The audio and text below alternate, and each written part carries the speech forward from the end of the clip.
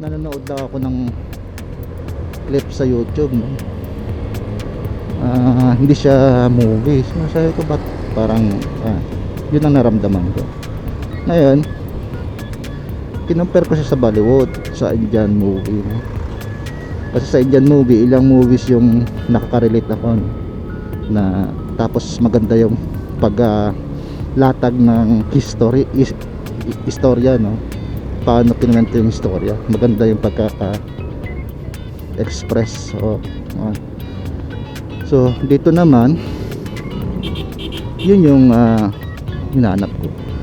So yun, siguro mga sundalo nga walang feelings, kaya ganun lang, no? But sa part naman ng paggawa, dapat, no, wala, no, pinalabas naman na ano yung dahilan ng pagkamatay o ano, pero yung damdamin talaga hindi talaga, no? Meron, hindi ko, parang lang talaga siya documentary, no? Pero hindi mo ma-express o maramdaman. So hindi ko alam ano, bakit, no? Hindi nila, baka ganun nga yung pinakita nila, na wag kang kumampi sa sundalo lang, wag kang kumampi dito sa kabila. Baka naging neutral yung movie, no? Hindi pinakita na kasi sila ganito, yung bilang panig sila may kasalanan. So walang ganon, no? Kaya parang feeling ko neutral yung movie, no? Walang feeling na galit ka sa kabila, walang feeling na kampis ka sa kabila, walang ganon, no? Pero ngayon ko lang na appreciate na maganda pala gano'n, no? Hindi, walang pabida, walang kontrabida. Yun pala ibig ko sabihin. Walang pabida at walang kontrabida. So wala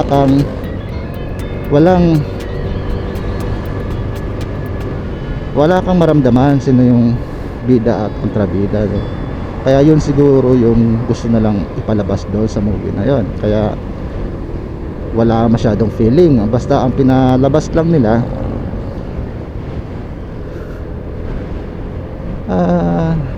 yun yung nangyari sa Sub 44. So ngayon,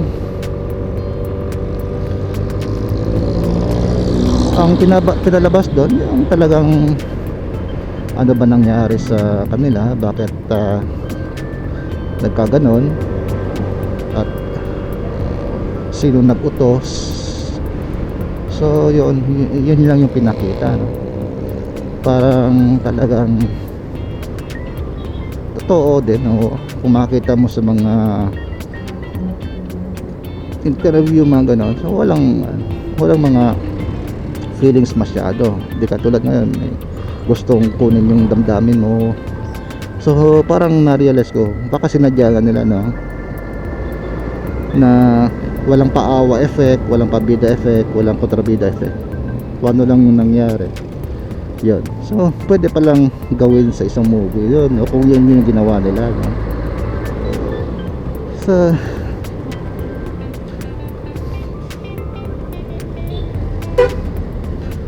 yun yung naramdaman ko. Sa iba yung naramdaman ko dito. Wala akong naramdaman na maawa ako sa sundalo, maawa ako sa kabila.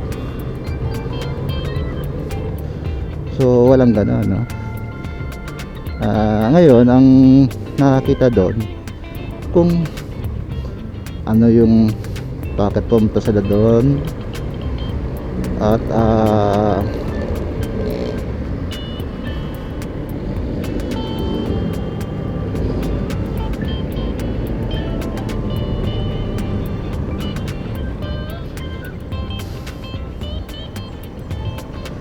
so yun, no? Ngayon yun ang pinakita doon, kung paano nangyari yun, sino yung may kasalanan, sino yung nagplano, bakit walang mga reinforcement. So ganun ang nangyari sa movie, pinalabas yun. Pero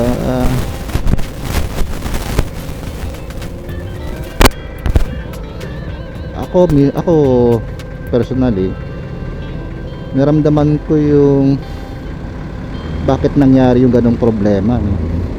Na kasi sa construction ganon din nangyari, lack of coordination, politics, di ba? So ganon nangyari. So ang kawawa yung talagang nasa field, no? Lalo na pag sundalo, yun talagang kawawa, no? Buhay nila. Eh yung mga nagpaplano nandito lang sa yun, nasa opisina, nag-uusap, pero siyempre stress din sila. Nasa kanila din yung balik, yung sisi, konsyensya. So ganon, no? So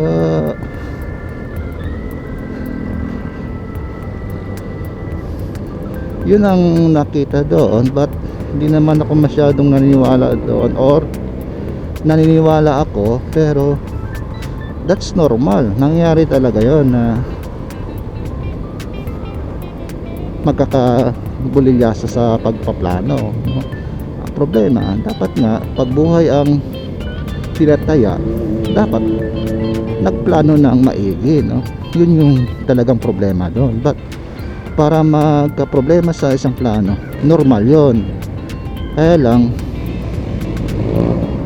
dapat nag-ingat talaga. Kaya kung alam na natin na magka-failure yung isang plano, pero kung buhay itataya pa talaga, nakaplano ng maigi, hindi yung sulpot-sulpot lang, no? Basta gawin mo yan, tapos bahala na gang. So basta kung nandun na kayo, ganito na lang gawin na, tawag na lang kayo, text na lang kayo. So sobrang kampante yung mga sundalo sa field. Hindi sila yung kampante, yung talagang yung pagpaplanos, parang sobrang kampante na kaya yung ginawang operation, no?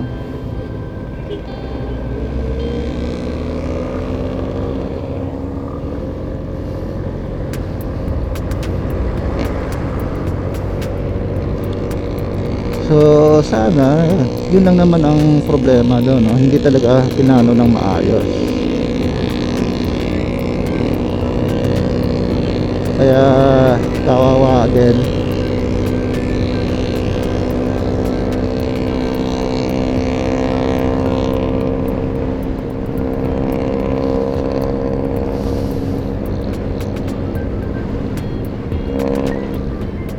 Kawawa din, no?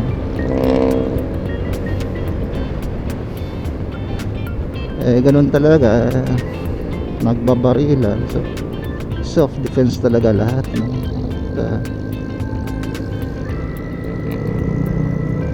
Sayang din. So and then naging history na lang, no? So yun ang nangyari, no? Sa part ko, sa analysis ko, analogy at conclusion, parang sa tingin ko sa pinalabas, may intention na gawin yung trabaho nila. Na-terminate naman nila yung terorista, kaya lang sa tingin ko wala namang intention siguro na may damay lahat ng yung buhay ng sundalo pumunta doon, na nagkakulang lang sa pagpaplano, no? Hindi lang maayos yung pagpaplano base doon sa palabas, no? Doon yung nakita ko, pero meron silang sinisisi doon, no? Eh ang sa akin lang naman, sanay na rin ako sa ganyang sistema. Meron talaga, no? Lack of coordination, politics. So kahit na gusto mong ayusin yung trabaho, hindi ka susuportahan, diba? So yun lang siguro, no? So may kasalanan talaga din yung namumuno, yung pinaka commander, kasi dapat, bakit di niya tinutukan? Kung siya yung tumutok siguro, baka nga sumunod yung iba. Pumunta naman yung iba, ang problema yun nga, mahirap daw pasukin yung area, no? Inaabangan sila. So kaya lang marami nga, ang iba late na daw, late na dumating. So maraming buhay nalagas, no? So yun yung nakikita ko, no? Ang pagkukulang talaga yung planuhin ng maayos yung ganong operation, hindi yung naging kampante na kayang-kaya at walang mangyayari, no? So ayos naman yung palabas, guys, no?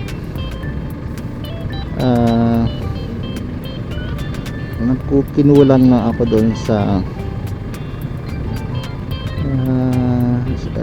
kasi nga nanood nga ako ng mga Bollywood. May maraming effect yung Bollywood, pero ito wala masyadong effect, no? Very, siguro very natural, no? Natural talaga, basta may camera, maganda yung naman yung camera na quality, pero hindi talaga siya gumamit ng mga effect masyado.